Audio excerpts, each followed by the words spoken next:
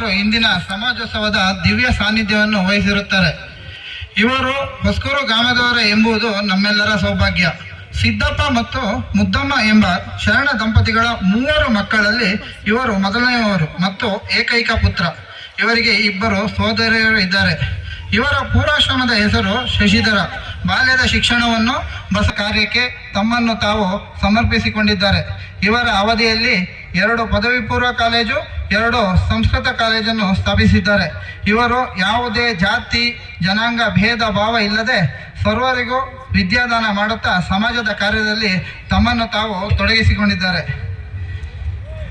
ಇಂದಿನ ಹಿಂದೂ ಸಮಾಜೋತ್ಸವದ ಕಾರ್ಯಕ್ರಮದ ದಿಕ್ಸೂಚಿ ಭಾಷಣವನ್ನು ಮಾಡಿಕೊಡುವ ಕಾರ್ಯಕರ್ತರು ಶ್ರೀಮತಿ ಸ್ನೇಹಾ ದಾಮ್ಲೆ.